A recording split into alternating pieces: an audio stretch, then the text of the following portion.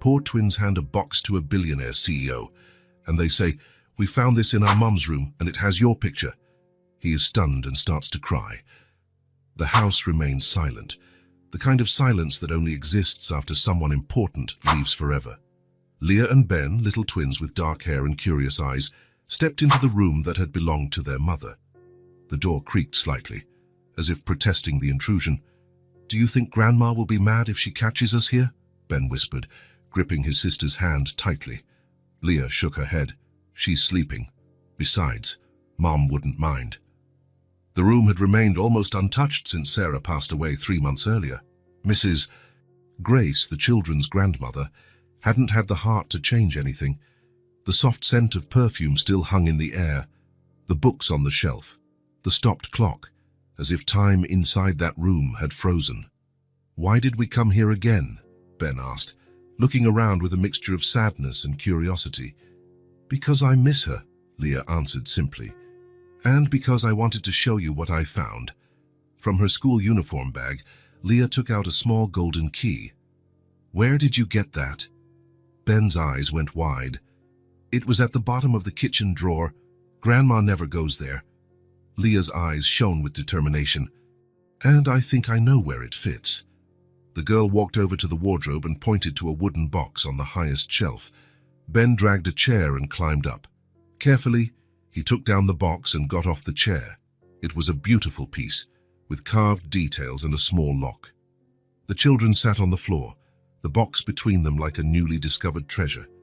"Try the key," Ben whispered, as though any sound might break the magic of the moment. Leah gently inserted the key. The click of the lock sounded like thunder in the silence of the room. Both held their breath and opened the lid together. Inside were old letters, some ribbons, a delicate handkerchief, and at the bottom, a photograph. Leah picked it up carefully. "Look, it's Mom," Ben exclaimed. The photo showed Sarah, young and smiling, next to a tall man neither of them recognized. It wasn't their father. According to Mrs. Grace, he had disappeared before they were even born. This man looked important, wearing a well-tailored suit and displaying a reserved, almost shy smile beside their mother. "Who is he?" Ben asked, touching the stranger's face with the tip of his finger. Leah turned the photo over. On the back, a handwritten dedication read, "Forever in the moments that matter. With love, Jay." "Jay?" Ben frowned. "Who's Jay?" The silence in the room felt different now. It was no longer the silence of absence, but of discovery. Suddenly, the story they knew, the story of a single mother raising 2 kids alone until she fell ill, gained a shadow, a mystery. "Maybe he was someone Mom cared about," Leah suggested, running her finger over the written words. "Or maybe—" Ben didn't finish the sentence, but Leah knew what he was thinking. They both shared that hope only kids who grew up without a father nurture. That there was someone, somewhere, who could fill that empty space. They heard footsteps in the hall and quickly put everything back into the box, except for the photo. Leah hid it in her pocket as the door opened. Mrs. Grace appeared, wearing her grey robe and with her greying hair tied in a bun. "What are you two doing here? It's past your bedtime," she said, unable to hide her surprise at finding them in her daughter's room. "We miss Mom," Ben replied honestly. Mrs. Grace's gaze softened. "I miss her too, dear. Every single day." She sat at the edge of the bed and opened her arms. The children approached and received her warm hug. "Grandma," Leah began hesitantly, "did Mom have a lot of friends?" The question took Mrs. Grace by surprise. "Why do you ask?" "Just curious," Leah lied, feeling the weight of the photo in her pocket. "Your mom was reserved," Mrs. Grace replied thoughtfully. "She had few friends, but they were very loyal." Ben couldn't contain himself. "Did she know someone whose name starts with J?" Mrs. Grace's face hardened for a moment, so quickly the children barely noticed. "I don't recall anyone important. Now off to bed. You have school tomorrow." Safely back in the shared bedroom under the dim light of the lamp, the twins examined the photo again. "Grandma is hiding something," Leah murmured. "How are we going to find out who he is?" Ben asked. Leah thought for a moment. "Mr. Peterson." "The neighbor?" "Yes. He works with computers. Maybe he can help us figure out who the man in the photo is. The next morning, under the pretext of playing in the yard, the twins slipped away to Mr. Peterson's house. The middle-aged man with a gentle smile welcomed them with cookies and juice. "What can I do for you two today?" he asked, adjusting his glasses. Leah pulled the photo from her pocket and explained their mission. Mr. Peterson examined the image carefully. "Let's see. I can enlarge it on my computer and maybe find something." After a few minutes of typing and clicking, Mr. Peterson stopped and looked at the children in astonishment. "Do you two know who this man is?" They both shook their heads in the negative. "That's Jack Whitmore, CEO of Whitmore Enterprises, one of the biggest companies in the country." The children exchanged confused glances. What would their mother be doing with someone so important? "Are you sure?" Leah asked. Mr. Peterson turned the screen to them. There was the same man, a few years older, in an article about the 50 most influential business leaders. "Thank you, Mr. Peterson," they said in unison, running back home. Mrs. Grace was on the porch when they arrived, breathless and excited. Before they could filter their thoughts, Ben blurted, "Grandma, who is Jack Whitmore?" The juice Mrs. Grace was drinking almost slipped from her hands. "Where did you hear that name?" With no choice, Leah showed her the photo. Mrs. Grace closed her eyes for a moment, as if recalling something painful. "Come inside. We need to talk." In the living room, Mrs. Grace examined the picture for a long time. Finally, she spoke in a controlled voice. "Jack Whitmore was a special friend of your mother's before you two were born." "Why have we never heard of him?" Leah asked. "Not everything in adult life makes sense, dear. Some stories don't have a happy ending." "Is he alive?" Ben wanted to know. "Yes, very much alive and very rich. He runs one of the largest companies in this country. Can we meet him?" The words slipped out of Leah's mouth before she could stop them. Mrs. Grace hesitated. Her first instinct was to deny, to protect the children from possible rejection, but something in the determined look of her grandchildren, so much like Sarah's, made her change her mind. Maybe that's a good thing," she murmured, more to herself. "Maybe it's time for some secrets to come out." She took a deep breath and held the children's hands. "All right, I'll take you to Jack Whitmore." The twins' eyes shone with a mix of fear and hope. The photo in the box had opened a door to an unknown past, and now they were about to step through it. The Whitmore Enterprises building loomed against the clear morning sky, a tower of glass and steel that reflected the clouds and the sun, like a giant watching over the city. Mrs. Grace held Leah and Ben's hands firmly as they approached the main entrance. "Remember what we agreed," she said quietly. "I'll leave you here and watch from a distance. If anything goes wrong, I'll come right away." Leah clutched the small wooden box to her chest. Ever since they had discovered the photo, she could barely sleep. Something inside her said this meeting would change everything. "Will he talk to us?" Ben whispered to Leah as Mrs. Grace guided them through the busy sidewalk. "He has to," his sister replied determinedly. "And we came so far." Mrs. Grace led them to a strategic spot near the main entrance. She knelt in front of her grandchildren, adjusting their clothes with slightly trembling hands. "Are you sure about this?" she asked, her face creased with worry. "We can still go back home." "We're sure, Grandma," Leah answered, her determination unwavering. "We want to meet him," Ben added. "We need to know who he is." Mrs. Grace sighed deeply. She had never wanted this moment, but she knew she couldn't avoid it forever. Maybe Sarah had been right. The children had the right to know. "Wait here," she instructed, pointing to a space near the revolving doors. "I'll be watching from that cafe across the street.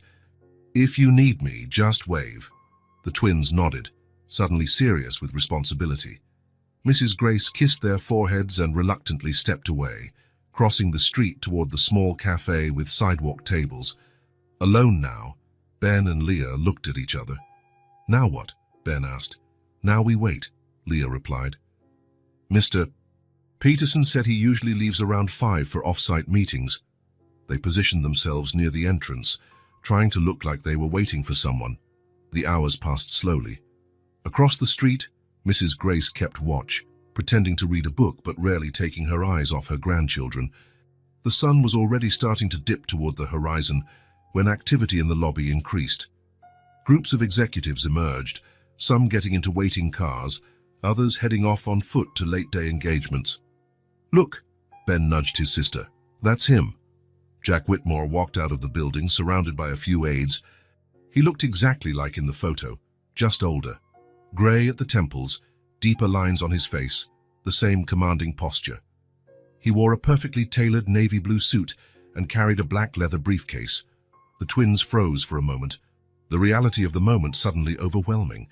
Across the street, Mrs. Grace stood, tense, ready to intervene if needed.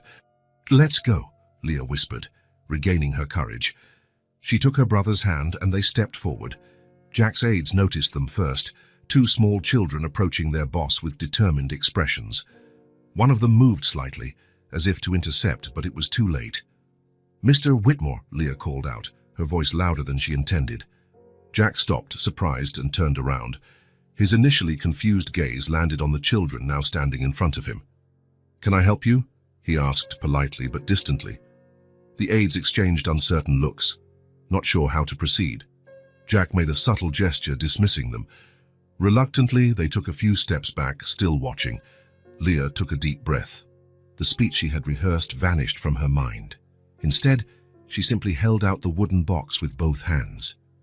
"We found this in our mum's room," she said, the words spilling out in a rush. "And it has your picture." Jack looked at the wooden box, and something extraordinary happened. His face, normally composed and controlled, completely changed. The mere sight of that box, even before touching it or opening it, triggered a reaction no one who knew him had ever witnessed. His eyes widened in immediate recognition, his hands began to tremble, and then, without warning, tears sprang into his eyes, 1, 2, and soon they were rolling freely down his face. "This box," he whispered, his voice unrecognizable. With shaking hands, he took the object from Leah. His fingers ran over the carved wood as though he were touching a precious treasure, a sacred relic long lost. "Sarah," he murmured, before even opening the box or seeing the photo. The name escaped his lips like a prayer. His aides exchanged alarmed glances. In all their years working for Jack Whitmore, none had ever seen him shed a single tear. And now, in the middle of the sidewalk, in front of two unknown children, the powerful CEO openly wept. "Where did you come from?" he asked between sobs. "Who is your mother?" "Sarah," Ben replied. "Sarah Williams." The name, confirming his suspicion, struck Jack like a physical blow. He staggered slightly, as if his legs could no longer support him. More tears followed, unstoppable now. With fingers that barely felt like his own, he finally opened the box. There was the photograph, him and Sarah, young and smiling, in what felt like another lifetime. The dedication he himself had written on the back was slightly faded. "Forever in the moments that matter. With love, Jay." Across the street, Mrs. Grace watched intently, her book forgotten on the table, her hands gripping her purse tightly. She could only see Jack's back, but she noticed how his shoulders shook with quiet sobs. "She's gone, isn't she?" he finally asked, his voice almost unrecognizable. Leah nodded, feeling her own tears forming. "It's been 3 months. Cancer." Jack closed his eyes tightly, as though the words physically hurt him. When he opened them again, his gaze swept over the twins from head to toe, truly seeing them for the first time. Now he noticed something familiar in the children's faces, something that made him look more closely, that stirred questions he wasn't ready to ask. One of his aides approached hesitantly, checking his watch. "Mr. Whitmore, I'm sorry to interrupt, but the meeting with the Japanese board begins in 20 minutes. We can't be late." Still holding the box, Jack seemed torn between two worlds, the present, with its unyielding commitments, and the past, suddenly returning to haunt him. For a brief moment, he appeared vulnerable, exposed. Then, as if something inside him shut down, his expression changed. The professional mask slid back into place, a shield against the emotion threatening to consume him. He wiped the tears quickly with the back of his hand and straightened his posture. "I have to go," he said, his voice now controlled, almost cold compared to his previous reaction. He closed the box carefully and handed it back to Leah without another word. The contrast was shocking. In seconds, the emotional, vulnerable man had disappeared, replaced by the distant, inaccessible executive. "Thank you for showing me this," he added formally, as though thanking them for the delivery of a mundane package rather than a glimpse of a lost life. "I have to leave now." Without further explanation, without any promise of future contact, Jack turned and walked to the waiting limousine. His aides exchanged confused looks but followed in silence, relieved to return to the familiar territory of business and schedules. Ben and Leah stood rooted to the spot, watching the abrupt transformation with bewildered eyes. The hope they had nourished, for answers, for a connection, for some sort of resolution, deflated in the face of his sudden farewell. As the limousine pulled away, Mrs. Grace crossed the street and approached the twins. She didn't ask anything, she just hugged them. In the silence of that embrace, they all felt the weight of disappointment. "He cried, Grandma," Ben said finally, his voice small and confused. But then it was like he turned into someone else. Mrs. Grace looked in the direction where the limousine had disappeared. "Some men hide behind walls they build themselves," she murmured, squeezing her grandchildren's shoulders, "and they end up prisoners within those walls." Leah looked at the box in her hands, the same box that had made a powerful man break down in tears just moments before. "Will he come back?" she asked, her voice betraying the doubt she felt. Mrs. Grace didn't answer. She just took the twins' hands and led them back to the hotel. Night fell over the city, enveloping the three in elongated shadows, while Leah's question hung in the air, unanswered. Jack's apartment occupied the top floor of a building in the city's financial center. Spacious, minimalist, decorated in shades of grey and black that reflected the absence of chaos, of surprises, of life. Every object had its assigned place, every space its specific function. A controlled environment, like his own existence. He entered in silence, dismissing the housekeeper with an automatic gesture. He left his suit jacket on the sofa, a deviation from his usual routine of hanging it up immediately. The briefcase with important documents for the meeting he had just missed remained forgotten on the floor. Jack walked to the bar and poured himself a whiskey. One sip, two.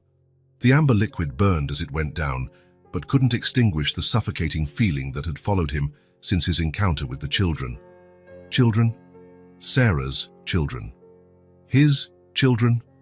The question lingered like smoke, inescapable. He took the wooden box from his pocket and placed it on the coffee table. That simple box had robbed him of his composure, his control, his carefully constructed mask. He had given it to Sarah on her first birthday they celebrated together. He remembered her smile when she opened it, how her eyes shone upon seeing the small piece of jewelry inside, a silver pendant that had cost 3 months' salary back then. "To keep our moments," he had said. Our moments. Jack opened the box again. The pendant was gone. Only the photo and some yellowed clippings remained. He took the photograph, looking at the couple smiling at the camera. It felt like another life, another Jack. One who still knew how to smile without effort, who still allowed joy to reach his eyes. Sarah. Her golden hair shining in the sun, her green eyes overflowing with hope for the future. A future with him, a future he had destroyed with his own hands. He remembered how it all began to crumble, the unanswered calls, the messages replied to late, the last-minute cancelled dinners. Always work, always the company, always ambition.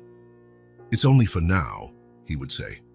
"Until the company grows, until I get the promotion, until we close the contract. Until.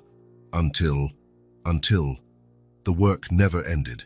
There was always a new project, a new goal, another mountain to conquer. And Sarah, patient at first, grew increasingly distant. He saw the growing disappointment in her eyes but ignored it. He had learned early on that emotions were distractions, obstacles on the path to success. His father's voice echoed in his mind, as clear as if he stood there in the apartment. Weakness is the worst flaw in a man. Charles Whitmore, an old-school businessman, rigid as iron, cold as ice. A father who never hugged him, who never openly showed pride, who turned every achievement into just another rung on the endless ladder of expectations. Jack was 8 when his mother died. He remembered the funeral, the casket lowering into the ground, people crying around him, but not his father. Charles stood emotionless, a statue of control amid the collective grief. That night, Jack cried in his room, clutching a pillow to muffle his sobs. His father opened the door without knocking and found him like that, vulnerable, broken, human. "Dry those tears," he ordered, his voice slicing the air like a razor. "Men don't cry. Weakness is the worst flaw in a man. Remember that." And Jack remembered. He carried those words like a mantra through life. He buried emotions, stifled vulnerabilities, built tall, impenetrable walls around his heart. He became the image of his father, the 2.0 version of Charles Whitmore, more efficient, more successful, colder. That was the man Sarah met in college, already distant, already controlled, but with cracks where light seeped in. Cracks that she, with her easy laugh and genuine warmth, managed to widen. For a while, Jack allowed himself to feel. He allowed himself to love. But when the company began to grow, when responsibilities increased, old habits returned. The cracks closed one by one, until Sarah found herself facing an impenetrable wall. That was when she left. Jack did not beg her to stay. He didn't chase after her. He didn't try to fix what he had broken. After all, he had been trained for this, to endure losses without showing pain, to move on without looking back. He remembered their last conversation. Sarah, standing at the door with her bags packed, tears pooling in her eyes but not falling. "You chose a Jack," she said, "not me. You chose this emptiness, this loneliness." "I'm building a future for us," he replied, the words sounding hollow even to his own ears. "There won't be an us in that future you're building. There will only be you, at the top, alone." And she was right. 10 years later, there he was, at the top, alone. The owner of a business empire, respected and feared in the market, bank accounts that grew as steadily as his heart shrank. Jack poured himself another whiskey, feeling the weight of the memories on his shoulders. He recalled receiving a few letters from Sarah in the first months after their separation. Letters he never answered, convinced that silence was the dignified way to handle rejection. Now, holding that photo, he wondered, what if there was more in those unanswered letters? What if she had tried to tell him about the children? What if, all this time? The faces of the twins flashed in his mind. The boy with the curious gaze, the girl with the fierce determination. He had seen himself in them, in the shape of their eyes, in the line of their chins. And he had seen Sarah too, in the sparkle of their eyes, in the gentle curve of their lips. His children. The children he hadn't seen being born, hadn't watched grow, hadn't witnessed their first steps or heard their first words. 10 years of absence he could never get back. Jack felt a pressure in his chest, a physical pain that accompanied the emotional turmoil. For a moment, he considered calling the hotel the children had mentioned. He thought about seeking them out, trying to explain, begging forgiveness. But what would he say? How could he justify a decade of absence? How could he explain that he didn't know they existed because he was too cowardly to respond to Sarah's letters?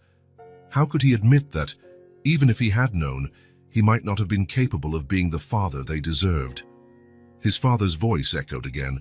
"Weakness is the worst flaw in a man." Jack closed his eyes, exhausted. The supposed strength that had sustained him for so many years now suffocated him. The walls he had built to protect himself had become his prison. The success he pursued relentlessly seemed hollow, measured against what he had lost. For the first time in decades, he allowed himself to question the values that guided his life. He allowed himself to doubt his father's words ringing in his mind. "What if he's wrong?" he murmured into the empty apartment. "What if the real weakness is exactly this inability to feel, to love, to care?" The question hung in the air, unanswered. Jack put the photo in his pocket, near his heart. Tomorrow would be another day.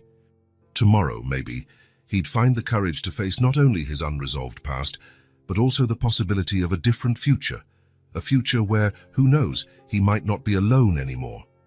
Jack's apartment occupied the top floor of a building in the city's financial center.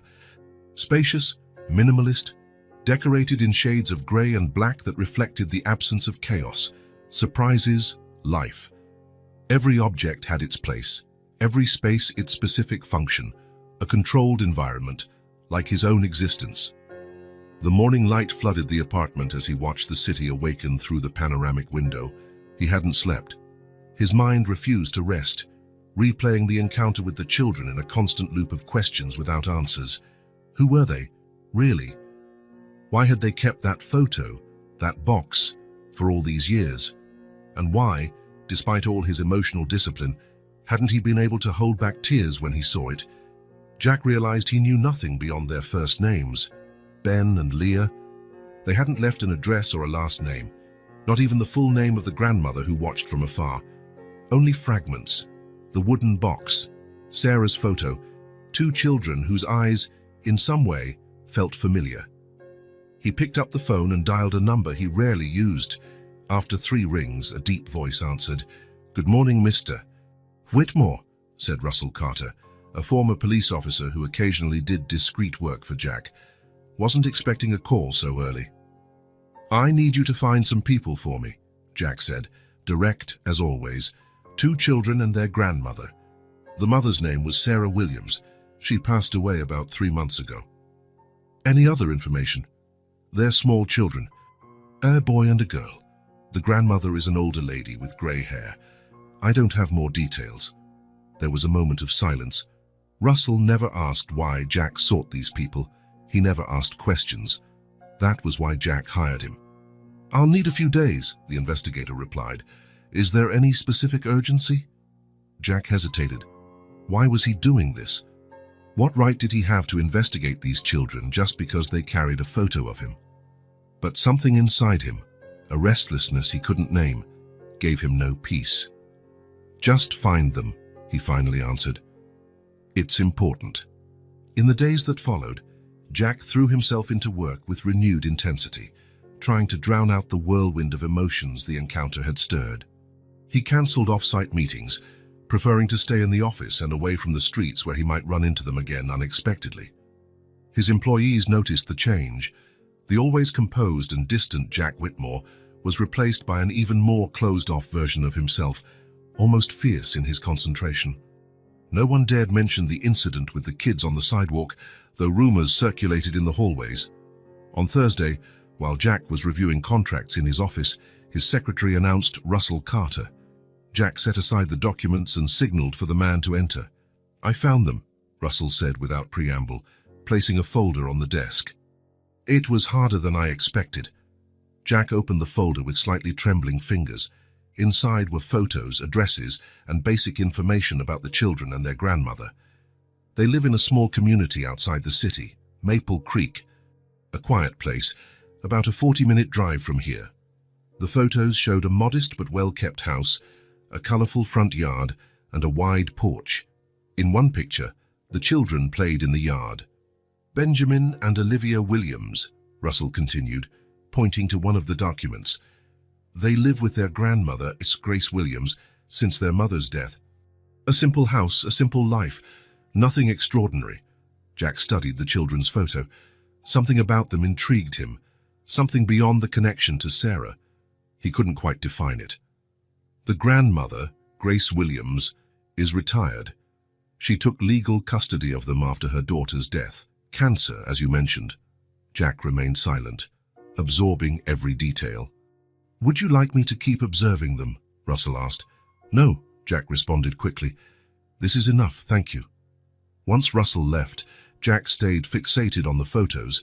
Now he knew where to find them. He had all the information he needed. But what would he do with it? The doubt consumed him for 2 more days. What would he say when he arrived? What explanation would he give for suddenly appearing? What right did he have to interfere in those children's lives just because they held a memory of Sarah? On Sunday morning, Jack made his decision. He dressed casually, a rarity for him, in dark pants and a blue shirt without a tie. He dismissed the driver and took his own car, a discreet sedan he rarely used. During the 40-minute drive to Maple Creek, his hands gripped the steering wheel tighter and tighter. Several times he considered turning back. What was he doing? What did he expect to find? The small town was exactly as the photos showed, quiet, with modest houses and well-tended gardens. Jack slowed down, following the GPS directions to the street where the Williams family lived. He parked at a safe distance and sat in the car for several minutes, watching the house. It was a sunny Sunday, and many families were enjoying the day in their yards. He saw Mrs. Grace tending flowers, wearing a straw hat to protect herself from the sun. The children were nowhere in sight. Jack took a deep breath. It was now or never. He left the car and walked slowly toward the house. His legs felt like they weighed a ton with every step. Mrs. Grace looked up from her flowers when she heard his approaching footsteps. Her face, marked by age and recent worries, hardened when she recognized him. There was no surprise in her eyes, only resigned acceptance, as if she had been expecting this moment for years. "Mr. Whitmore," she said simply, without offering her hand or a smile. "Mrs. Williams," Jack replied, feeling strangely nervous, a sensation he hadn't experienced in years. "Forgive the intrusion." "The children found you," she said, not as a question but a statement. "Yes," Jack nodded. "They showed me a box. A photo." Mrs. Grace observed him in silence for a moment, as if assessing not just his words, but his character as a human being. "Come in," she said at last, removing her straw hat and gardening gloves. "We can talk on the porch." Jack followed her along the small stone path to the wide porch that wrapped around the front of the house. It was a simple space, with time-worn rocking chairs and potted plants hanging from the ceiling. A place where, Jack imagined, Sarah might have spent many afternoons in her childhood. "Have a seat, Mrs." Grace indicated one of the chairs, mon fils, without ceremony. "Would you like tea or something stronger?" "Tea would be great," Jack replied, grateful for the normalcy of the offer amid the strangeness of the situation. While Mrs. Grace went inside, Jack noticed two small figures watching him from the side window. The twins. Their expressions held a mixture of caution and fascination. When they realized he saw them, they withdrew quickly. Mrs. Grace returned a few minutes later with a tray containing 2 steaming cups of tea and some homemade cookies. She placed it on the small table between the chairs and sat, adjusting her simple dress with a habitual gesture. "So," she began, her voice neutral but firm, "what brings you here, Mr. Whitmore?" Jack hesitated. How could he explain something he didn't fully understand himself? "The children," he finally said. "Our meeting was unexpected. I didn't know. Sarah never mentioned—" "Sarah mentioned you," Mrs. Grace interrupted, her eyes locked on his. "Not often. And usually not positively." Jack felt the weight of those words. Of course, Sarah would speak of him with bitterness. He deserved that. "She said you were a cold man," Mrs. Grace continued, pouring the tea with precise movements. "Someone who chose success and solitude when she needed companionship the most." Sarah never understood how anyone could be so blind to what really matters. Every word was like a needle, precise and painful, hitting the most vulnerable spots. Jack accepted the cup she offered, grateful to have something to occupy his trembling hands. I wasn't what she deserved," he admitted, surprising even himself with his honesty. "Mrs. Grace nodded slightly, as if receiving confirmation of something she already knew. "No, you weren't." Silence fell between them, broken only by the gentle creak of the rocking chairs and the distant chirping of birds. Jack sipped the tea, trying to gather his thoughts. "They're wonderful children," Mrs. Grace said at last, her tone softer. "Ben has Sarah's curiosity, always asking questions, always wanting to understand the world. And Leah has her determination, stubborn as a mule, but with a huge heart." Jack drank in every word as eagerly as he drank the tea. Details about the children, about what Sarah had passed on to them. "It must be hard," he commented, "raising them on your own." Mrs. Grace gave a small smile, the first since his arrival. "It's a challenge, yes. I don't have the energy I once had. But they are the light of my life, especially after Sarah." Her voice caught slightly. Jack felt a wave of guilt. While he built his business empire, Sarah had raised those children. She had laughed with them, cried with them, taught them values. And then she had gone, leaving them in her mother's care. What he wouldn't give for just one more day with her, to say he was sorry, to try to explain the inexplicable, how a man could be so blind, so foolish, so incapable of seeing what truly mattered. "Why are you here, Mr. Whitmore?" Mrs. Grace asked again, her voice gentle but persistent. "What do you hope to find?" Jack had no answer. What was he looking for? Redemption, connection, some fragment of Sarah to keep her memory alive? "I don't know," he answered truthfully. "When the kids showed me that photo, something changed inside me. I can't forget their faces." Mrs. Grace studied him for a long moment, as though she could see beyond his words, beyond his carefully maintained composure. "They're out back," she said finally. "If you'd like to see them." It was an invitation, but also a test. Jack nodded, grateful for the opportunity, yet apprehensive about what he'd say or how he'd act. Mrs. Grace led him through the simple but welcoming house. Jack noticed the family photos on the walls, Sarah at various ages, always smiling, the children from infancy up to the present, a family united by love and shared memories. In the backyard, Ben and Leah played under the shade of a large tree. Leah was on a tire swing, while Ben tried to build something with wooden blocks. When they saw Jack, they froze. Their gazes, wary, curious, hopeful, hit him with unexpected force. "Children," Mrs. Grace called softly. "Mr. Whitmore came to visit." Ben approached first, taking cautious but determined steps. "Did you come about the box?" he asked directly. Jack hesitated. How to explain to a child the storm of emotions that had brought him here? "I came because of you," he replied simply. "I wanted to know you better." Leah, still on the swing, watched with narrowed eyes, evaluating his every movement, every word. "Why?" she asked, her voice carrying a distrust no child should have. "Because you matter," Jack said, surprising himself with his sincerity. "Because you knew Sarah in a way I never did." The children exchanged glances, a silent conversation Jack couldn't decipher. "You can sit here," Ben finally offered, pointing to a bench under the tree. "I'm building a city." Jack accepted the invitation, sitting on the small wooden bench. He watched as Ben returned to his construction, his small fingers stacking blocks with intense concentration. Mrs. Grace stepped away discreetly, returning to the house, but Jack could feel her watchful gaze from the kitchen window. "Do you live in a big apartment?" Ben asked, not lifting his eyes from the city he was building. "Yes," Jack replied. "Downtown?" "Does it have a yard?" "No, just a balcony." Ben nodded, as though the answer confirmed something important. "Mom said yards are important, that people need to see things grow." Jack felt the weight of those simple words. It was something Sarah would say, something deep disguised as a casual remark. Leah finally approached, abandoning the swing. She sat on the grass, not too close, but close enough to be part of the conversation. "Were you and Mom friends?" she asked directly. "You and Sarah?" Jack hesitated again. What to say, how to sum up what was and what could have been in words a child could grasp. "We were more than friends," he answered carefully. "But that was a long time ago." "Why did you stop being friends?" Ben asked, accidentally knocking over a tower of blocks. The innocent question struck Jack like a physical blow. How to explain that he had destroyed everything, that it was his coldness, his blind ambition, his inability to cherish what mattered most?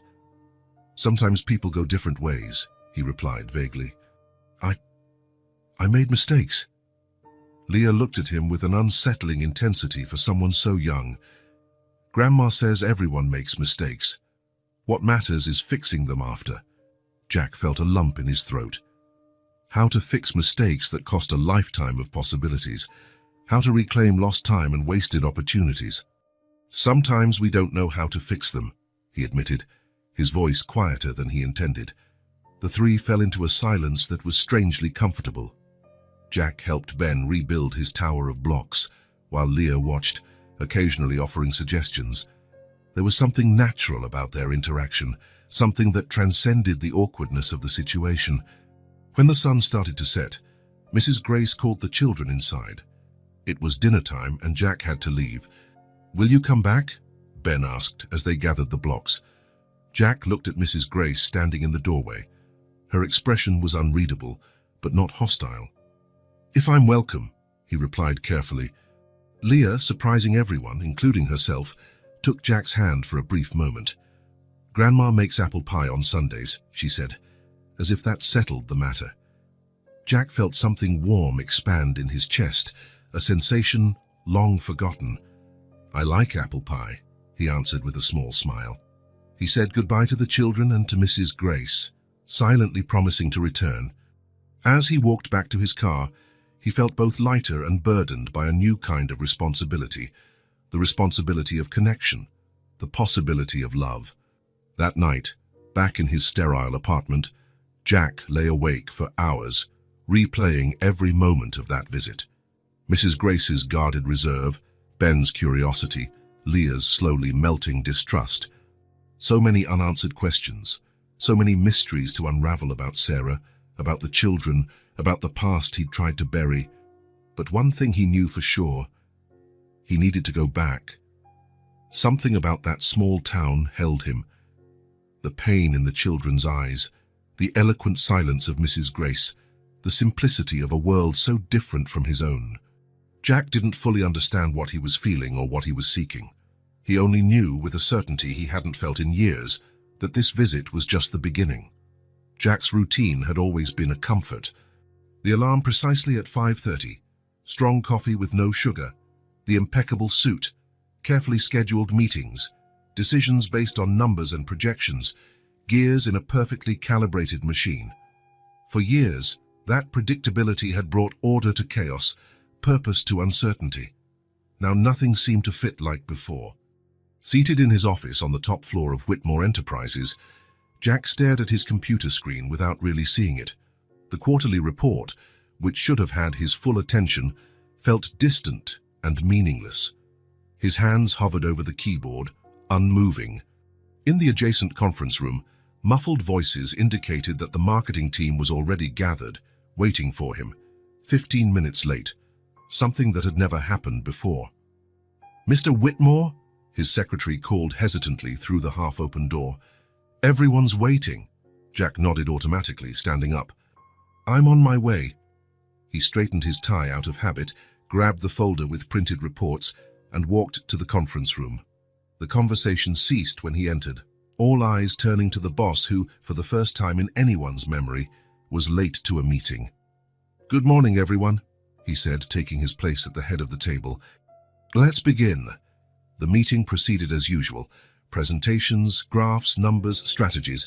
Jack listened, asked questions, made decisions. But there was something different about him, a subtle distraction, a gaze that occasionally drifted to the city view through the window, a hesitation before he spoke. "Mr. Whitmore." The marketing director's voice drew him back.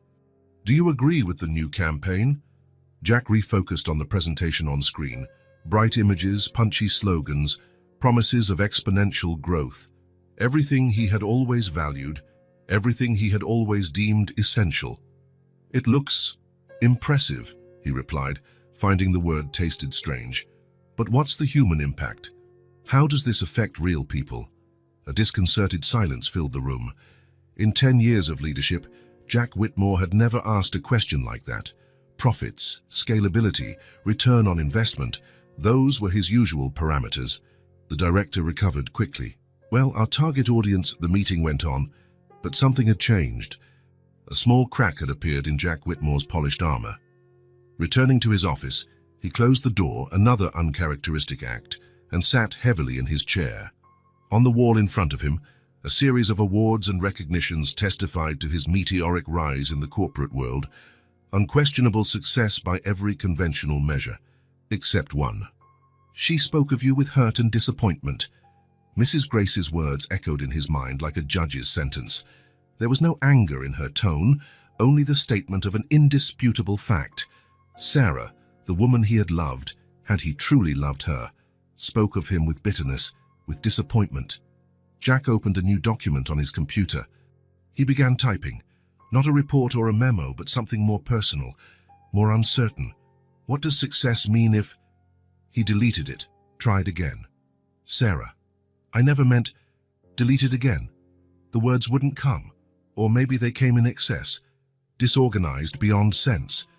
Night after night since visiting that small town, Jack returned to his luxurious apartment, confronting the same oppressive silence, the same emptiness, the same persistent question. That night was no different. He opened the door, set down the folder and jacket on the sofa, and walked to the large window offering a panoramic view of the city. Lights glimmered on distant buildings, other lives, other stories, other choices. Jack poured himself a drink and stayed there, contemplating the city he had conquered, the empire he had built, and the price he had paid. "Am I really such a bad person?" he asked in a low voice, words almost inaudible in the absolute silence of the apartment. The answer didn't come from the starry sky or the city lights. It came from a memory, Ben's eyes, curious and cautious, Leah's gaze, wary yet hopeful, Mrs. Grace's face, lined with time and sacrifice, and then, like a flash, the memory of Sarah. Not the carefree young Sarah from the old photo, but the woman he imagined she had become in those intervening years, raising their children alone, battling cancer, leaving too soon. Jack wasn't a bad person. He was simply a man who had made bad choices, who had prioritized the wrong things, who had let important values slip away. For the first time in years, maybe decades, Jack allowed himself to consider changing. Not just superficial adjustments to his routine or schedule, but a true, deep, meaningful transformation. He picked up his phone and looked at the time. Almost 10 at night. Too late to call Mrs. Grace's house. The children were probably asleep. But it wasn't too late to plan another visit, to take another small step toward those children who, for some inexplicable reason, were pulling him out of his self-imposed isolation. Jack set the untouched drink aside. He opened his computer again, and this time, the words flowed effortlessly. Sunday, 10 a.m. Bring books for the kids. Ask about their interests, their dreams. Listen more, talk less. It was a small start, a cautious approach, a man trying to find his way back to something he hadn't realized he'd lost. As he typed, Jack felt something he hadn't experienced in a very long time. Hope, small and fragile, uncertain but present. Jack's routine had always been a comfort. The alarm at 5:30, strong coffee, impeccable suit, carefully orchestrated meetings, decisions based on data, everything like the gears of a well-oiled machine. For years, that predictability had given him order in chaos, purpose in uncertainty. Now nothing seemed to fit as before, as, sitting in his office at the top floor of Whitmore Enterprises, Jack stared at his computer screen without truly seeing it. The quarterly report he was supposed to focus on seemed distant, insignificant. His hands hovered over the keyboard, unmoving. In the meeting room next door, muffled voices indicated that the marketing team was assembling, waiting for him. 15 minutes late. Something that had never happened before. "Mr. Whitmore," his secretary called hesitantly through the half-open door. "They're all waiting." Jack nodded automatically, standing up. "I'm coming." He adjusted his tie out of habit, grabbed the folder with his printed reports, and walked toward the conference room. The conversation stopped when he entered, everyone staring at the boss who, for the first time in the collective memory of the company, was late to a meeting. "Good morning, everyone," he said, taking his seat at the head of the table. "Let's begin." The meeting went on as usual, presentations, charts, figures, strategies. Jack listened, asked questions, made decisions. But there was something off, an almost imperceptible distraction, a gaze drifting to the city view through the window, a hesitation in his responses. "Mr. Whitmore," the marketing director's voice pulled him back. "Do you approve of the new campaign?" Jack returned his focus to the presentation on the screen. Vibrant images, punchy slogans, promises of exponential growth.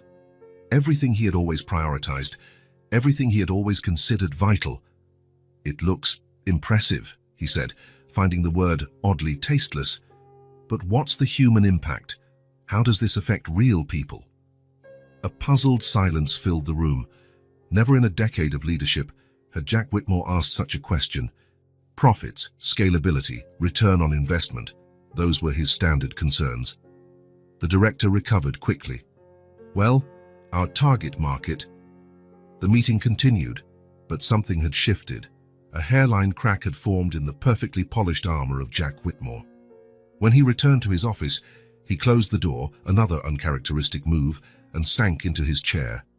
On the wall facing him, a series of awards and accolades testified to his meteoric rise in the corporate world, unquestionable success by all conventional metrics, except one.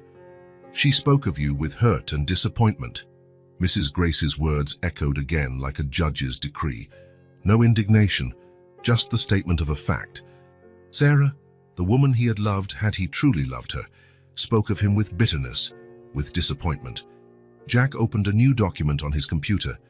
He began typing, this time not a report or memo, but something personal, uncertain. What does success mean if...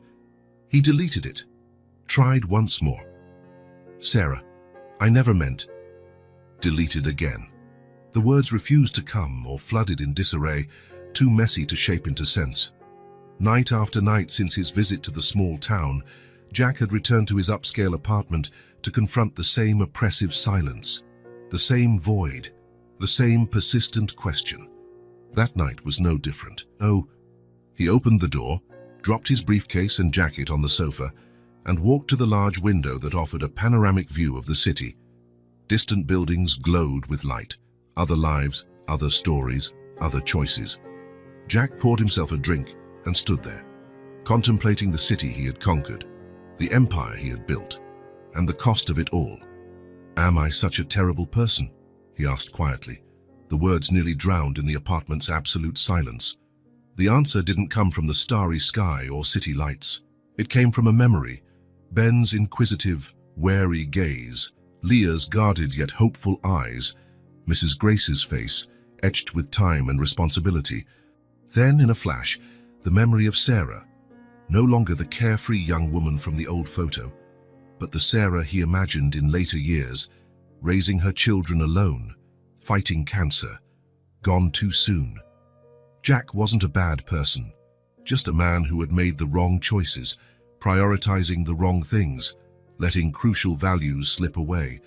For the first time in years, perhaps decades, he allowed himself to consider real change, not superficial tweaks to his routine or calendar, but a profound, meaningful transformation. He looked again at the city stretching below, the twinkling lights now appearing cold and distant. Somewhere beyond the skyscrapers and congested avenues were Ben and Leah, children who, for reasons he couldn't fully explain, had awakened something long dormant inside him. Jack set his untouched drink aside. He returned to his computer, and this time, words flowed easily, simple and sincere. Books, toys, time. Listen more, talk less. It wasn't an elaborate plan or business strategy. It was just a start, a first tentative step towards something he didn't even realize he wanted, a closer connection to those children who bore fragments of a past he'd tried to forget. The sun was not yet at its peak when Jack parked his car at the entrance of the small town. The modest houses with fading paint and simple gardens gleamed under the golden morning light.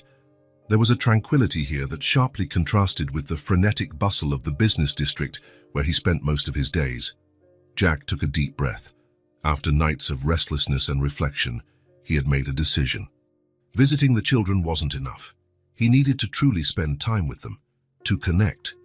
For that, he needed more than words or brief visits. On the passenger seat, a paper bag contained his modest attempt to build that bridge. No flashy packaging or extravagant gifts, just simple toys he had chosen with surprising care even to himself. In the store, he'd spent nearly 2 hours examining each item, trying to imagine what might evoke genuine smiles in those children he barely knew yet who occupied his thoughts. He had chosen a bright ball, some sturdy plastic figures, wooden building blocks, a deck of illustrated cards, and a small kit for making bracelets. Nothing electronic, nothing too expensive, just items that encouraged interaction and creativity. Walking down the dirt road leading to the Williams house, Jack felt an unfamiliar nervousness. Not the measured tension he felt before big negotiations, but something more honest. the anxiety of genuinely wanting to please without hidden agendas. The house looked just as he remembered. Modest down with peeling paint in some spots but immaculately clean, simple flower pots decorating the small porch. In the dirt front yard, Ben was playing alone, drawing shapes in the dust with a stick. When he spotted Jack, the boy froze, eyes widening in surprise. "Ah, you came back," he exclaimed, dropping the stick and running toward him. Something strange happened inside Jack's chest, a warmth that expanded. It was genuine reception, free of expectation or ulterior motive. Just the pure joy of a child seeing someone he considered special for reasons unknown to Jack. "I came back," Jack answered, allowing himself a sincere smile, something he realized had become rare on his usually serious face. Ben's eyes settled on the paper bag Jack carried, his curiosity transparent on his small face. "What's that?" he asked, stepping closer. "Some things for us to play with," Jack replied, feeling oddly vulnerable. "If you and your sister want to, of course." Ben's face lit up like a night sky suddenly filled with fireworks. "Leah," he shouted, turning to the house, "come see who's here." The front door opened, and Leah appeared, followed by Mrs. Grace. The girl maintained her habitual caution, but her eyes couldn't hide the curiosity when she noticed the bag in Jack's hands. "Good morning," Jack greeted, addressing Mrs. Grace first out of respect. "I hope I'm not interrupting anything." The older woman studied him for a moment, her face lined by time and worries, betraying little of her thoughts. "The kids were talking about you yesterday," she said finally, "wondering if you'd come back." Jack felt that strange warmth expand further. They had thought of him. They had wondered if he would come back. Mrs. Grace gestured toward the backyard. "Go on out back. I have things to do in the kitchen." It was permission, maybe not warm, but genuine. Jack thanked her with a nod and followed the children, who were already running to the backyard. A simple space with hard-packed dirt, a couple of spindly trees providing scant shade, and an old tire swing suspended from a sturdy branch. "What did you bring?" Leah asked once they reached the yard, her voice striving for indifference but her eyes betraying expectation. Jack set the bag on the ground and began removing the toys one by one. With each revealed item, the children's eyes shone a bit brighter. It wasn't the calculating gleam of someone receiving an expensive gift. It was genuine excitement at discovering new possibilities, new worlds to explore. "A ball," Ben exclaimed, reverently picking up the colorful object. "For us to play together," Jack explained, suddenly unsure. "If you'd like." Ben looked at him as though Jack had just offered him the moon. "Will you play with us?" The question, so simple and direct, hit Jack like a punch to the gut. When was the last time anyone expected something so basic from him? Not his money, not his power, not his influence, just him being there, participating. "That's the plan," he replied honestly. "If you'll have me as a playmate." Leah, examining the colorful plastic figures, lifted her eyes to him. For a moment, Jack saw the same expression he had often seen in Sarah, a mix of distrust and hope, someone who wants to believe but fears disappointment. "Do you even know how to play?" she asked, her small voice direct. The questions struck again. Harder this time. Did he know how to play, or to... When was the last time he had simply played with no other purpose than to enjoy the moment? "I think I can relearn," he answered honestly.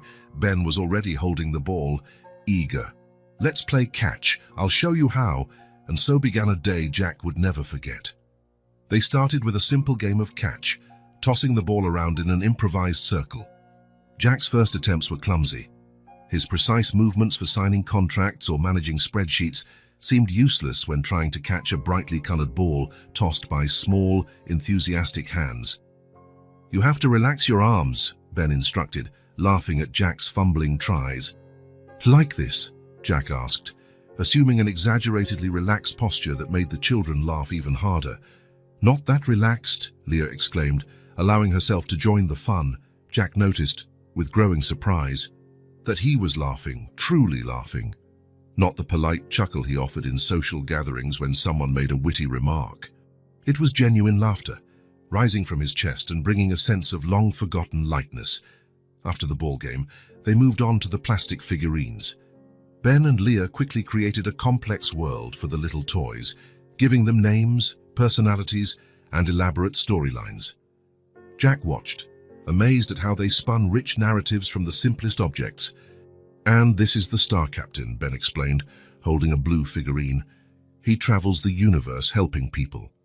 "And this is the Forest Guardian," Leah added, showing a green figure. "She takes care of the trees and animals." "Who's this one?" Jack asked, pointing to a red figurine that hadn't been assigned a role. The children exchanged glances, as if silently consulting each other. Leah spoke first. "That one can be you," she said, her voice softer than usual. "He helps the other two on their missions." Jack felt a lump in his throat. He picked up the red figurine carefully, as if it were precious. "What's his power?" he asked, joining the game. "He's really smart," Ben suggested. "And strong," Leah added. "But sometimes he forgets to use his strength to help." Jack looked at the girl, struck by the keen insight in her simple words. "Seems he has a lot to learn," he commented gently. Leah nodded, her eyes meeting his fearlessly. "But he's learning now." Morning turned to afternoon as they moved from one game to another. Using the wooden blocks and some yard dirt, they built an elaborate castle with towers, bridges, and moats. Jack, accustomed to leading teams that erected real skyscrapers, found himself completely absorbed in aligning small wooden blocks to form a defensive wall. "It needs to be taller," Ben insisted, "to keep out invaders. And we need a drawbridge here," Leah added, molding the dirt with skilled fingers.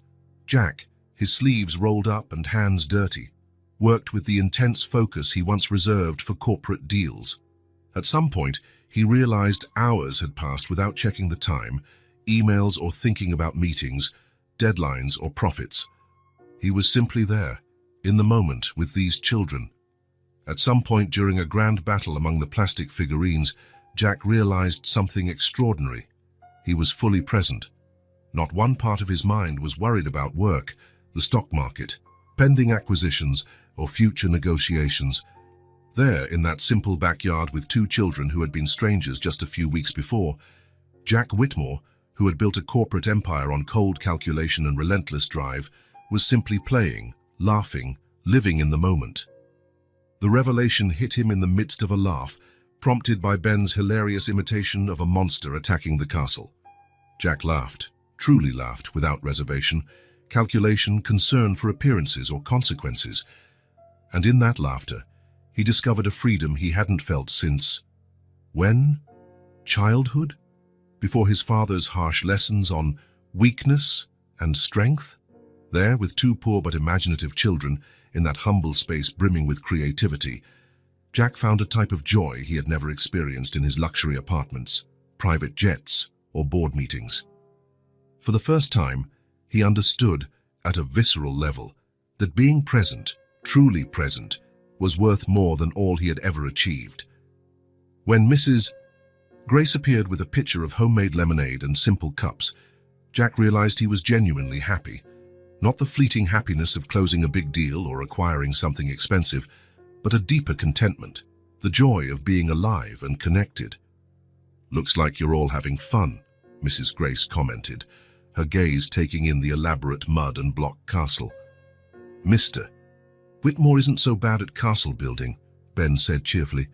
"But he's terrible at catching the ball," Jack laughed, accepting the cup of lemonade she offered. "I have a lot to learn about the truly important skills," he admitted, exchanging a glance with Mrs. Grace. The older woman didn't smile, but her eyes softened a little. "Lunch is ready, kids. Go wash your hands." "Can Mr. Whitmore have lunch with us?" Ben asked hopefully. Mrs. Grace hesitated only for a moment.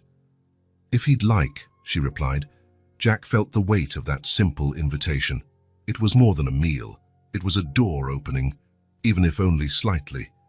"I'd be honored," he answered sincerely. When the sun began to set, painting the sky orange and pink, Jack realized he'd spent the entire day there, playing, laughing, existing in a world without spreadsheets or contracts. "I need to go," he said finally, reluctantly. "It's getting late." The children's disappointment was immediate and genuine. "You'll come back, right?" Ben asked, his voice tinged with anxiety. Jack looked to Mrs. Grace, who observed from the back door. "If I'm welcome," he replied carefully. Tomorrow? Ben pressed up, hopeful.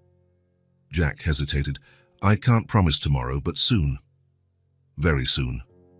As he said goodbye, Ben impulsively hugged him, a tight hug filled with the emotional intensity only children can show without reserve. Jack, initially surprised, returned the hug, feeling a wave of protectiveness and affection he hadn't expected. Leah, always more reserved, gave a small wave, but much of her initial wariness had faded. It was a start. As Jack walked away, the children ran into the house, their excited voices audible even at a distance. "Grandma! Grandma!" Ben's voice rang clear in the quiet evening. "He brought toys, Grandma. We played with him all day. He stayed with us the whole time." Leah's softer voice chimed in. "It was so much fun." Inside the house, Mrs. Grace listened quietly, watching the brightness in their eyes, the genuine delight in their voices as they recounted every detail of the day. They spoke over one another, interrupting each other in excitement, reliving each game and shared laugh. Mrs. Grace didn't respond immediately. Her gaze drifted to the window, following Jack's figure as he walked to his car parked near the town entrance. Inside something stirred, an emotion she couldn't fully name.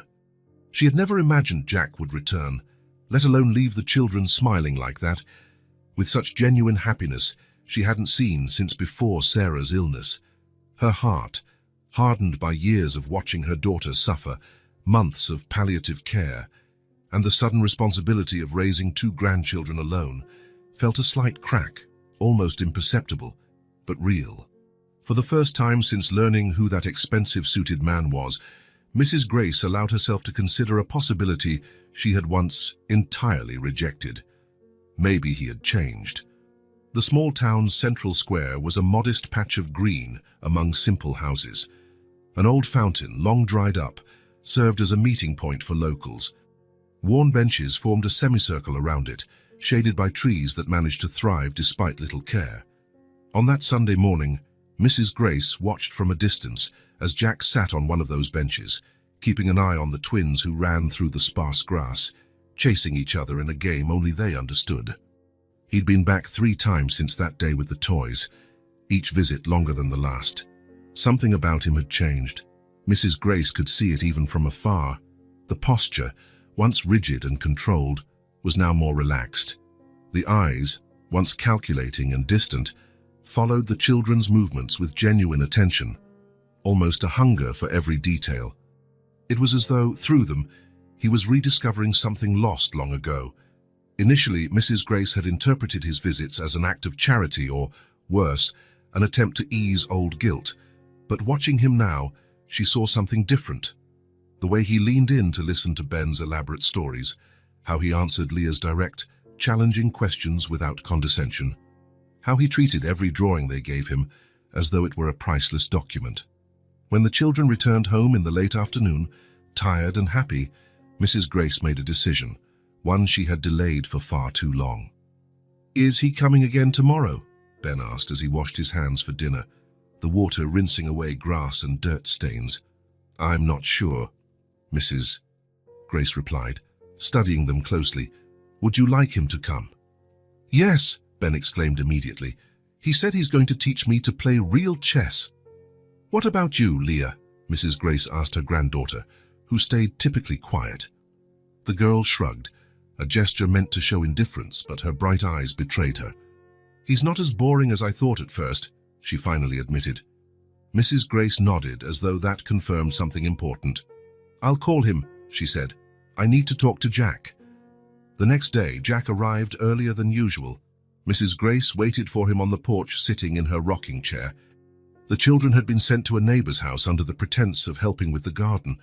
They needed privacy for this conversation.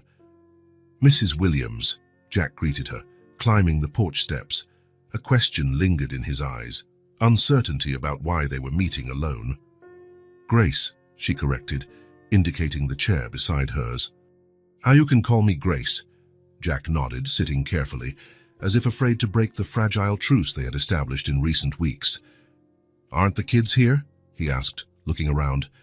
"They'll be back soon," Grace answered. "You and I need to talk first." Jack straightened in the chair, bracing himself for something unpleasant. Perhaps she had decided the visits should end, or concluded he wasn't a good influence on the children, or... "They came home with shining eyes," Grace said softly, interrupting his thoughts. "I don't see that often, not since my daughter passed." Jack said nothing. There was a new vulnerability in her tone, suggesting this wasn't the moment for words but for listening. Grace rocked slowly, the rhythmic creaking of the chair marking the passing seconds, her eyes fixed on a distant point, beyond the yard, beyond the town, maybe beyond time. "I've judged you for a long time," she continued, her voice now carrying less hardness. "I still judge you sometimes, but maybe I was wrong to think people like you don't change." Jack felt a knot form in his throat. It wasn't the condemnation he expected, but something much harder to face, a chance for redemption he wasn't sure he deserved. "The children," he started, but stopped short. What could he say? That he cared about them more than he ever thought possible, that somehow these little people he barely knew had become vital to his life. Grace nodded, as though she heard the unspoken thoughts. She stood with the careful movements of someone carrying old aches in her bones and went inside. Minutes later, she returned with a yellowed envelope, visibly worn by time. Her hands trembled slightly as she handed it to Jack. "Sarah wrote this years ago," she explained, her voice weighted by memories. "She thought about sending it but never found the courage. She was afraid of rejection, afraid you wouldn't want to know." Jack took the envelope with fingers that suddenly felt clumsy. His name was written on the front in Sarah's distinctive handwriting, rounded, generous letters, so unlike his own angular script. "What is it?" he asked, though something inside him already knew. Grace sat back down, her hands now calm in her lap. There was a strange stillness about her, like the quiet before a storm or after one. "If you ever read this, Jack," she whispered, "know that Leah and Ben are your children." Everything around Jack seemed to freeze. The chirping birds, the creaking rocking chair, the gentle breeze in the trees, all disappeared into an absolute silence. His children. With trembling fingers, he opened the envelope. The letter stretched over several pages, all handwritten, each one bearing witness to the life he hadn't known, the choices he hadn't made, the moments he'd missed. "Jack, when you left." The first lines hit him like a punch to the stomach. Sarah wrote with the raw honesty that had always been her hallmark. She described the day she learned of her pregnancy, a few weeks after their separation. The frustrated attempts to contact him, always thwarted by overly efficient secretaries. Her decision to raise the children alone, without pleading for his attention or resources. "It wasn't out of pride that I didn't insist. It was out of love for them. I didn't want them growing up feeling like they had to earn their own father's love." As he read each line, Jack's breathing grew more labored. The words were simple, but carried a pain and a hope that spanned years like perfectly aimed arrows. "They ask about you sometimes. What should I say? That their father chose another life. That maybe one day he'll look beyond his own reflection and see what he lost." Jack lifted his eyes from the letter, trying to regain control. His vision blurred, and he blinked rapidly, trying to hide it. But it was too late. A tear escaped, then another. He covered his mouth with his hand and inhaled deeply. There was no more hiding, not from what he'd lost or from what he might still rebuild. "If you ever read this, it's not to make you feel guilty or regretful. It's only so you know. They exist. They're real. They carry your blood, and sometimes when Ben furrows his brow in concentration, or when Leah challenges the world with that determined look, I see you in them." Grace watched in silence. There was no triumph in her gaze, nor any bitter satisfaction in finally returning an old pain. There was only weariness, and perhaps the first flicker of something that might someday become understanding. Jack said nothing when he finished reading. There were no adequate words for this moment, but his eyes, those eyes that had watched corporate empires rise and fall without betraying any emotion, were now naked, exposed, unable to hide the storm inside. "Why now?" he finally managed to ask, his voice nearly unrecognizable. Grace sighed, and for the first time since Jack had known her, he saw her full age in her face, the weight of the years and responsibilities. "Because they deserve the truth," she replied simply. And because, against all odds, that you came back. And stayed. Jack nodded slowly, processing the implications of everything. His children, he had children, those extraordinary kids with their distinct personalities, big dreams despite limited circumstances, they were his. The girl who challenged him with that piercing look, the boy who constructed entire imaginative worlds, his... "Do they know?" he finally asked. Grace shook her head. No, Sarah never told them. I respected her decision. Until now. Late afternoon light cast orange hues across the sky when Grace finally called the children inside. Jack had composed himself again, but something fundamental had changed in him. It was as if a mask he'd worn for so long had finally fallen away, revealing the vulnerable, imperfect man beneath. Ben came in first, running as usual, carrying the energy of a small hurricane. Leah followed more cautiously, her eyes immediately sensing a difference in the atmosphere. "Jack!" Ben exclaimed, ready to launch into another of his elaborate stories. But Grace made a gentle motion for silence. "Come here, children," she said, guiding them into the kitchen, away from Jack. "I need to talk to you for a moment." Jack stayed on the porch, alone with his thoughts, with the weight of the revelations, with the letter that now felt like it was burning in his hands. Through the open window, he could hear snatches of the conversation. "I need to tell you both something." Grace's voice was soft. "Something your mom never had the courage to say." A heavy silence followed, loaded with expectation. "The man who's been visiting, Jack, he's your father." Jack closed his eyes, feeling the impact of those simple words. It was real now, concrete, irreversible. There was no returning to the comfort of ignorance, the safety of a life walled off in glass and steel towers. "Mom wanted to tell you," Grace continued. "She wrote about it. But she was scared he might not care." "Did he know?" came Leah's small but firm voice. "No. He only found out now." Jack opened his eyes, focusing on the distant horizon, how much he had lost, their first steps, first words, the small triumphs, the inevitable tears of childhood, years that would never come back. But maybe there was still time, not to undo the past, but to build something new from here on. Grace's voice again, softer now, almost like a blessing. "Whatever you want to feel, it's okay. But before you decide anything, remember what you told me yesterday.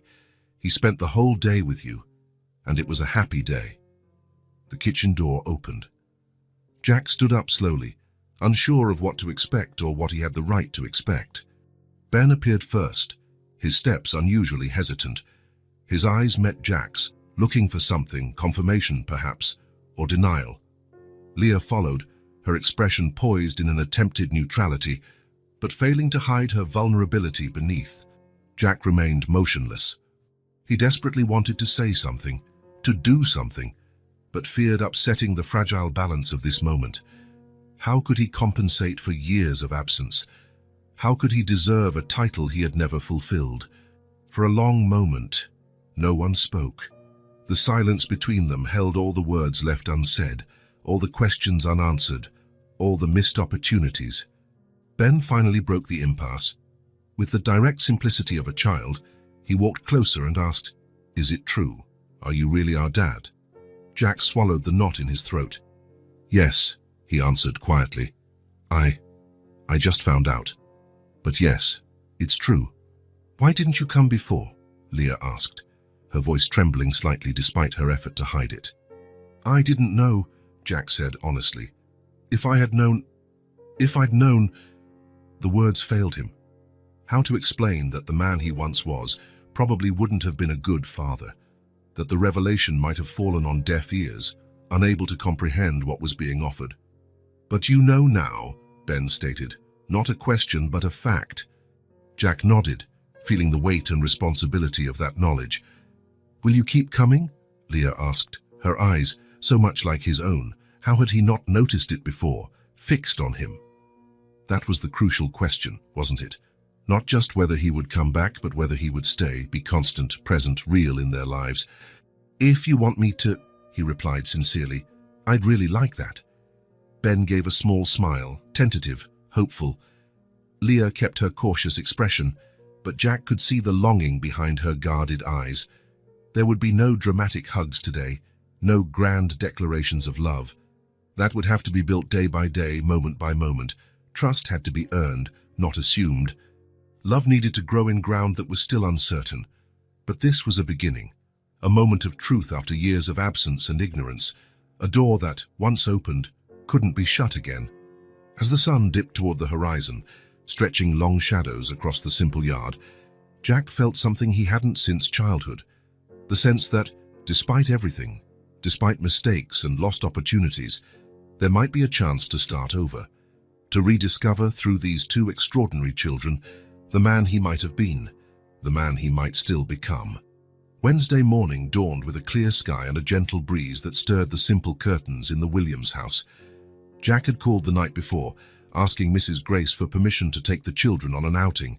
Nothing extravagant or far, just a walk through town, ice cream, a few hours of his company. She had agreed with a silent nod, her eyes reflecting both caution and hope.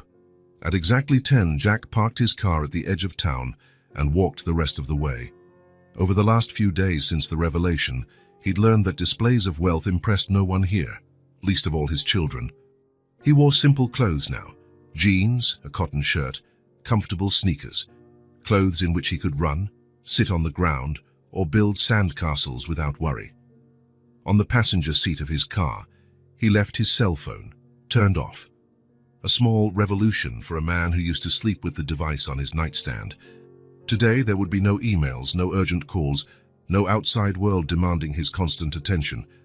Today there were only Ben and Leah and the immense responsibility of starting to be a father after years of absence. As he approached the house, he saw Ben in the front yard, drawing circles in the dirt with a stick. The boy looked up and, upon seeing Jack, broke into a wide smile that lit his face. "Jack!" he exclaimed, running toward him. Halfway there, he paused, as though remembering something important. "I mean, Dad." The word came out hesitant, more of a question than a statement. Jack felt something tremble inside. That single word, Dad, carried a weight he still felt unprepared for. "Jack is fine," he answered gently. "For now." Ben nodded, seeming relieved. Too many changes, too quickly, for all of them. Some things needed time. "Is Leah ready?" Jack asked, trying to keep his voice casual, though his heart thudded. Ben ran inside, calling for his sister. Minutes later, both children emerged, followed by Grace. Leah maintained her usual reserve, but her eyes observed Jack with a new intensity, not just curiosity, but assessment, deciding whether he deserved the title he now bore. "Don't come home too late," Grace instructed, handing each child a small hat to protect them from the sun. "And don't wander far from town." "I'll take good care of them," Jack promised, his words carrying significance far beyond that simple outing. Grace nodded, meeting his gaze briefly. There was a silent understanding, an opportunity extended, a responsibility accepted, a future to be attempted. The three set off, walking down the dirt road that led to the town center. Jack carried a small backpack with water, snacks, and tucked away at the bottom. A new, colorful ball to replace the worn one Ben cherished so much. "Where are we going?" Leah asked, her voice controlled but not hostile. "I thought we'd go to the playground near the square," Jack replied. "Maybe get some ice cream first. What do you think?" Ben nearly jumped for joy. "Ice cream? Can I get mint chocolate chip?" "You can get any flavor you like," Jack said, smiling at his son's enthusiasm. Son. The word still felt strange in his mind, like a new piece of clothing that hadn't yet molded to his shape. But every day it became more natural, more real. "What about you, Leah? What's your favorite?" he asked, trying to include the quieter twin. Leah shrugged, feigning indifference. "Strawberry," she finally answered, "or vanilla. Either one." "Strawberry, then," Jack smiled. "It's my favorite, too." Something flickered in Leah's eyes. Recognition, perhaps. Another small connection. Another invisible thread woven between them. The little ice cream shop in town was simple, offering only 10 flavors and a few plastic tables out front. The owner, a gray-haired man with an easy smile, greeted the kids by name. "And who's this?" he asked, looking at Jack with friendly curiosity. Ben opened his mouth, but Leah spoke first. "This is Jack," she said simply. "Our friend." Jack felt a pang of disappointment, but understood. It was too soon for public declarations, for definitive labels. Friend was a start, more than he deserved, given the past. With cones of ice cream in hand, they walked to the small park. A few swings, a worn slide, and an open grassy area. For children raised in simplicity, it was more than enough. There, as they enjoyed their ice cream, Jack revealed his surprise. "I brought you something," he said, opening the backpack and pulling out the new ball, bright with vibrant colors. Ben's eyes widened. "Is that for us?" "Yes, of course," Jack replied, handing it to the boy. "I thought the other one was getting pretty worn out." Ben took the ball with reverence, as if it were a priceless treasure, rather than a simple toy Jack had bought without a second thought. But Jack was learning that in this world, small gestures held tremendous meaning. "Let's play," Ben suggested, already running to the open space. The next few hours flew by in a blur of laughter, running and improvised games. Jack was amazed at how naturally joy came when he was with the kids. There was no constant pressure to succeed, no need to impress, no mask of perfection he felt compelled to wear in the corporate world. Here, it was enough just to be Jack, to miss a catch, to laugh at his own failed attempts at the slide, to listen to wild stories about imaginary dragons and hidden treasures. As the sun began to sink toward the horizon, the three settled under the shade of an old tree to rest. Ben and Leah, flushed from playing, gulped water eagerly. Jack looked at them with a deep affection that grew with each passing day, each hour. It was time, the moment he had planned, feared, and finally accepted as necessary. "Kids," he began, his voice gentler than he intended, "I wanted to tell you something important." Ben and Leah turned to him, alert. Their gazes held a wisdom beyond their years, born from facing loss too soon. Jack took a steadying breath. "I never planned on being a father. I never saw myself that way, but you've changed me." The children listened in silence, absorbing his every word. "I won't promise I'll always get it right," he went on, voice growing steadier. "But I promise I'll try to be the best dad I can be. I hope someday you'll accept me as your father."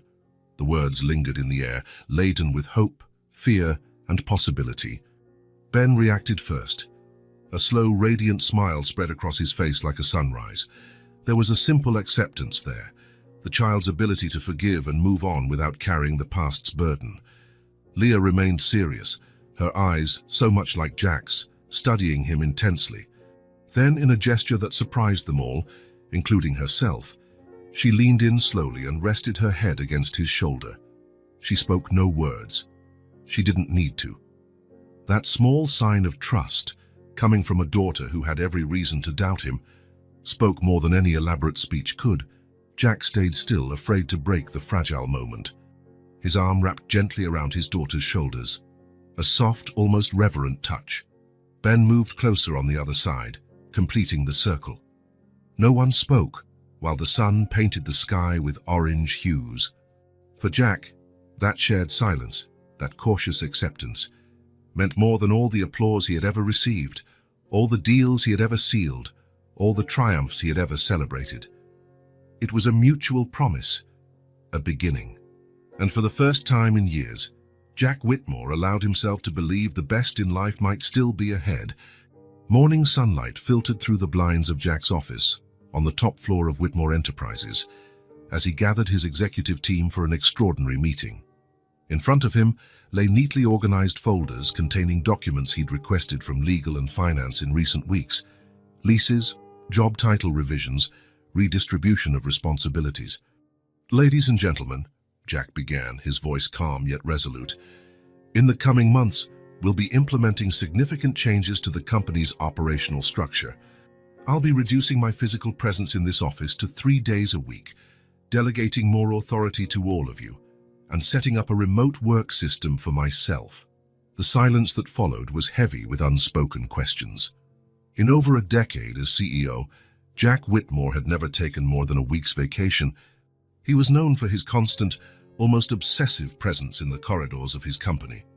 "There have been important changes in my personal life," he continued, without elaborating, changes that require my presence and attention elsewhere. I trust this team is more than prepared to take on greater responsibilities in my partial absence. The questions then flooded in, concerns about the transition, the impact on investors, rumors of possible health issues that might arise. Jack addressed them all with his usual efficiency, but there was something new in his demeanor, an inner determination that went beyond professional ambition, a clarity of purpose coming from a deeper place. When the meeting ended, his assistant, Margaret, who had worked with him for over 15 years, was the only one brave enough to ask the real question. "It's because of the kids, isn't it? The ones from the photo?" Jack nodded, grateful for her discretion and the absence of judgment in her voice. "My children," he responded simply, "Ben and Leah. I need to be there for them." The following afternoon, Jack parked in front of the Williams house. The autumn sky displayed orange tones that seemed to spill onto the trees around the little town. In the few days since his promise at the park, something had solidified within him, an inner resolve that went beyond words or intentions. Today, he brought more than promises. He brought plans. Grace greeted him on the porch, where the children were playing with the plastic figures he had brought on his second visit. Ben and Leah looked up at him, their faces lighting up in ways as unique as they were, Ben with open excitement, Leah with a softer yet equally real delight. "Hey, Jack!" Ben exclaimed, running over with one of the plastic figures in hand. "Look, I made a new outfit for the Star Captain." Jack admired the colorful scrap of cloth the boy had tied around the blue figure, genuinely complimenting his creativity. Leah approached more slowly, holding out a drawing in her hand without speaking. "It's beautiful, Leah," Jack said, observing what looked like a house surrounded by trees and flowers, with 3 small figures out front. "You draw really well." A brief smile flickered across the girl's face before she returned to her usual air of studied caution. "Mrs. Williams," Jack turned to Grace, "I'd like to speak with you. Privately, if possible." Grace nodded, indicating the rocking chairs on the porch. "Kids, keep playing. I'll talk to Jack for a moment." Once seated, a safe distance from the children's listening ears, Jack went straight to the point.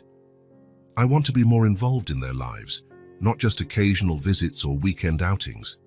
I want real, concrete responsibility." Grace studied his face for a long time, as if searching for any sign of hesitation or doubt. She found none. "How do you plan to do that, living 40 minutes away with a job that consumes your life?" "I found a house to rent," Jack replied, a decision made just 2 days earlier, after countless sleepless nights. 3 blocks from here. It's not as big as my apartment, but it's roomy enough for the 3 of us.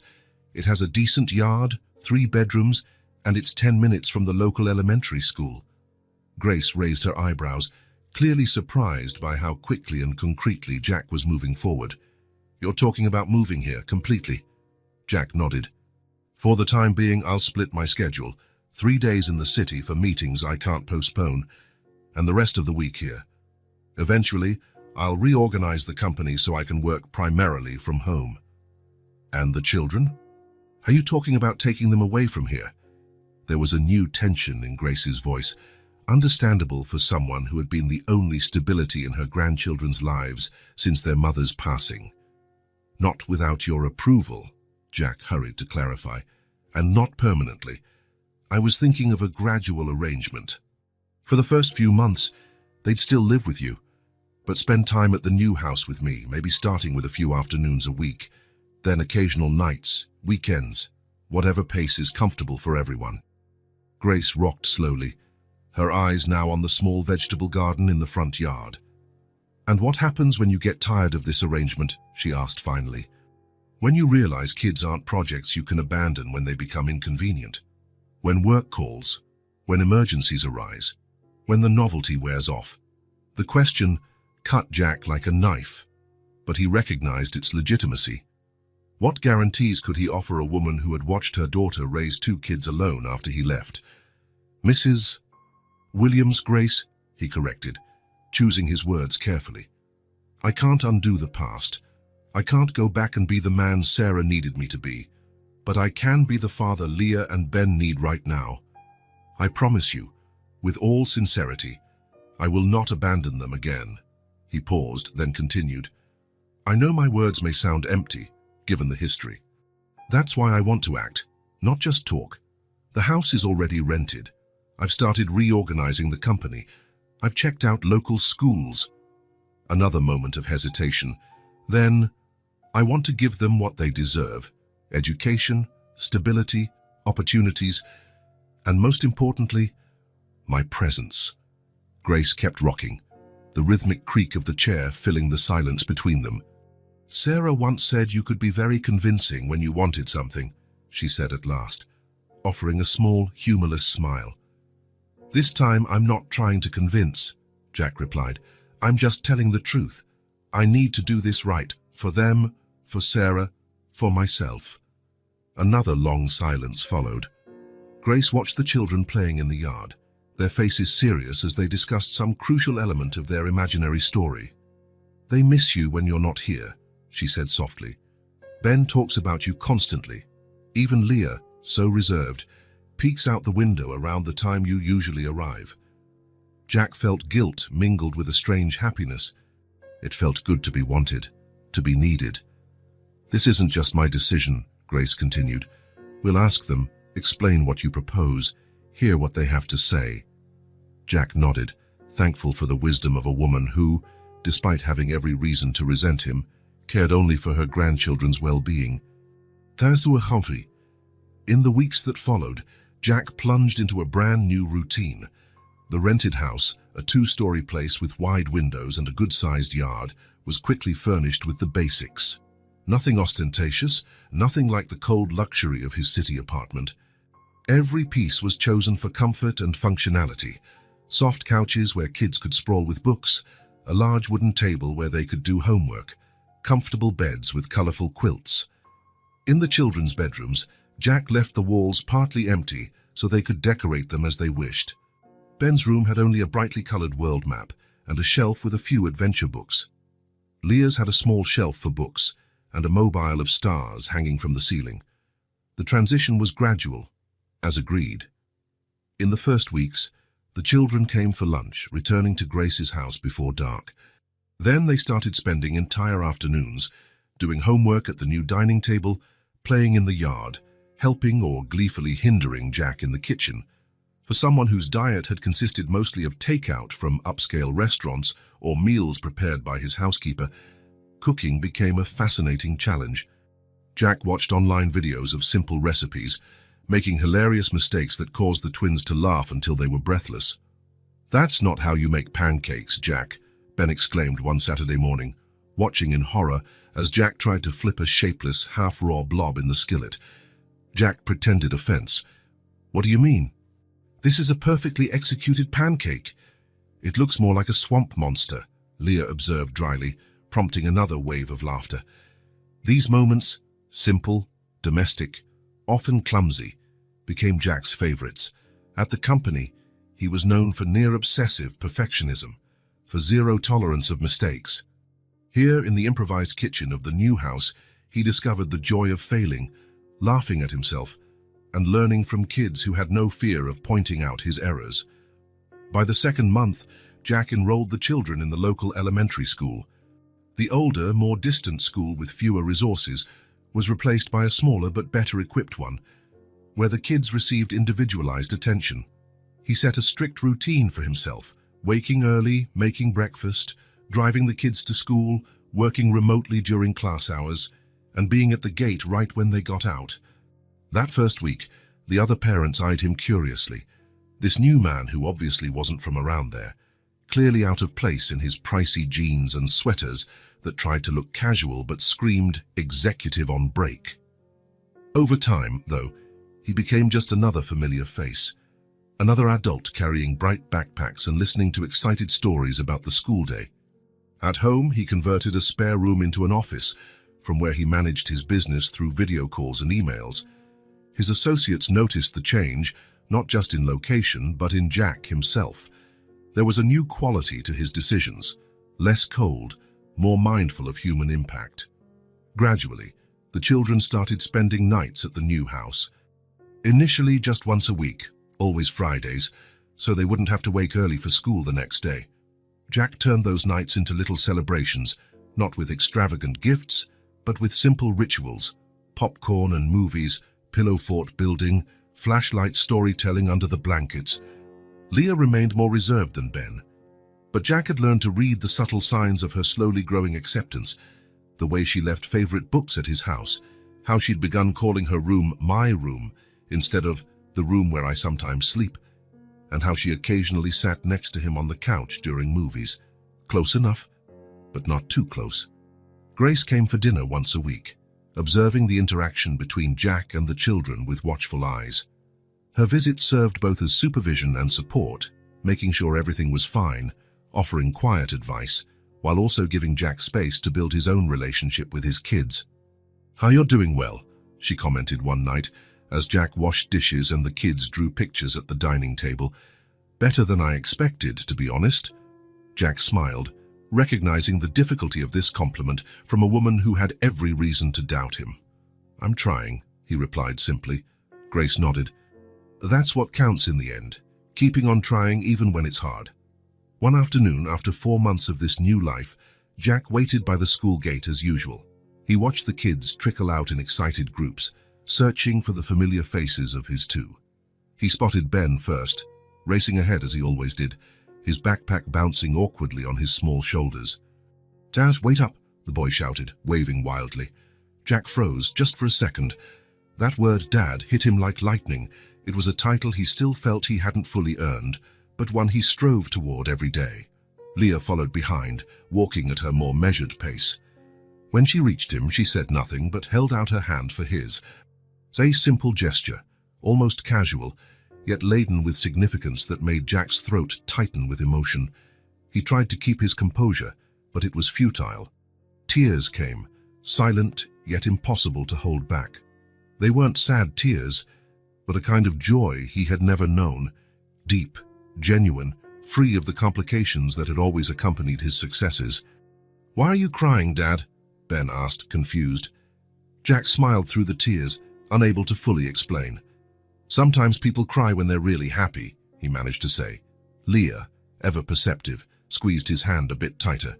"It's because Ben called you Dad in public," she stated simply. "Right."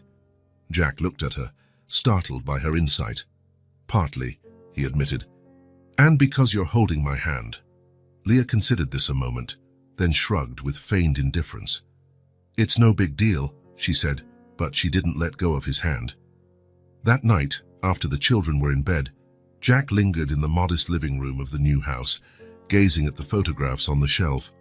On one side, the old photo of him and Sarah, young and smiling, from a time that felt like it belonged to someone else's life. On the other side, a recent picture, he and the twins at the town park, all three smiling at the camera Grace held, past and present, side by side. The woman he had loved and lost, the children he had almost never known, the second chance he never imagined he would get. The man who had built a corporate empire through emotional distance and cold calculation now found meaning in simple tasks, helping with homework, telling bedtime stories, preparing snacks for the next day, listening to elaborate theories about dinosaurs, or detailed explanations of Leah's latest drawings. Jack Whitmore, the Iceman's, had changed, and in that moment, seated in the modest living room of a home in a small town he hadn't known until a few months ago, he realized a truth many never grasp their entire lives. He would never be alone again. Not because love guarantees anything, it doesn't. Not because life promises happy endings, it doesn't. But because he had chosen to be present, fully, wholeheartedly present, with all the imperfections and uncertainties that entailed. The next morning, when Leah shuffled into the kitchen, still groggy from sleep, she saw Jack making pancakes, finally recognizable as such, and said without fanfare, "I think I'll start calling you Dad too. If you don't mind." Jack nearly dropped the spatula. I wouldn't mind at all," he replied, trying to keep his voice steady. Leah nodded, as though finalizing an important deal. "Okay," she said simply, "because it would be weird for Ben to be the only one." And with that, She sat down and began eating her pancakes, as if she hadn't just turned Jack's world upside down.